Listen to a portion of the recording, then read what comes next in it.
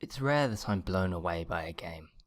It's true that I'm frequently amazed by games, but with this increasing frequency of great games, that's not really surprising.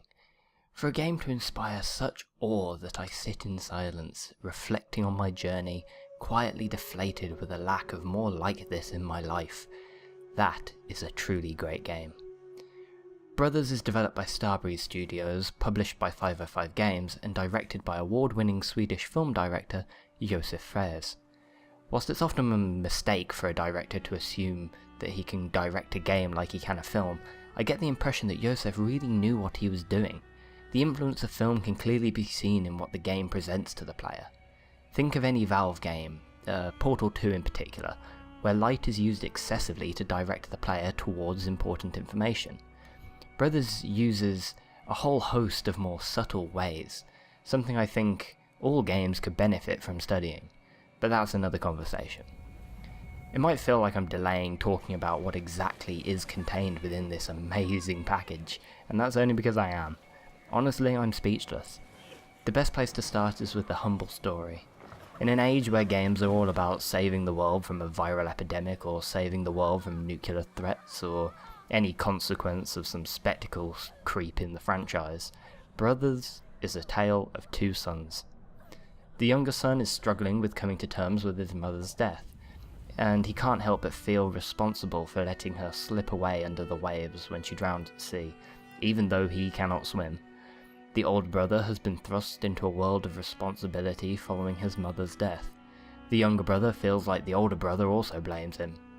When their father is taken sick, they must journey to the Tree of Life to fetch the magical water with the unique property of being able to save him. Along the way, they face perilous challenges, meet incredibly interesting characters, and witness amazing vistas.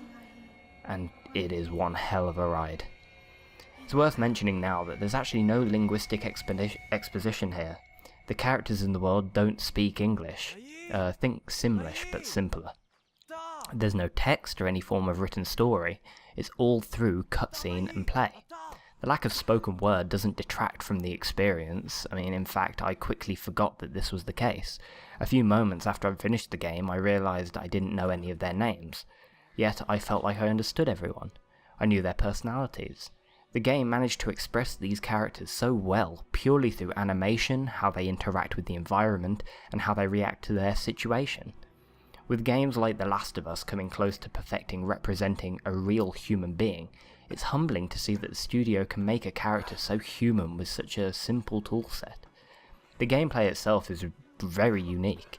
Primarily using a controller, the left stick and left trigger control the movement and interactions of the older brother, whilst simultaneously, the right stick and right trigger control the younger brother. This is at first really clunky. Your brain struggles to control them independently, resulting in frustrating attempts to get them to cooperate on some of the first puzzles.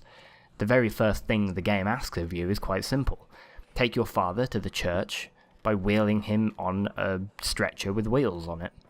While sounding simple, it's actually rather difficult to translate where you want the cart to go by moving two separate people. You control it like moving a sofa around an apartment. The younger brother stands on one end and then the older on the other, and you move them independently to move the cart. Although this sounds like a complaint, it's actually the strongest part of the game.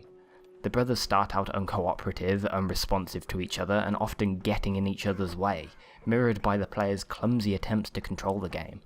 As the journey progresses, the brothers' relationship develops and grows closer, as does the player's ability to control them.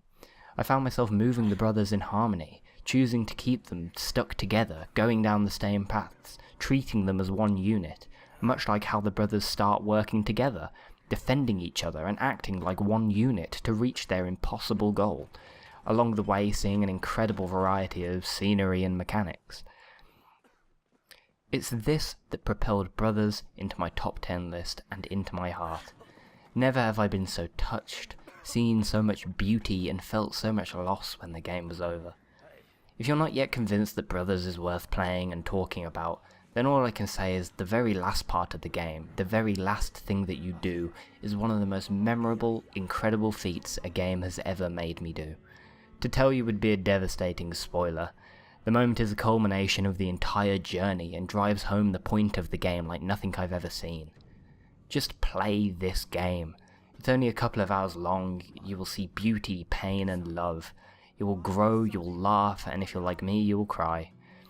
I could talk about this game for hours, and something that the people very close to me have already experienced. So thank you for listening, and once again, play this.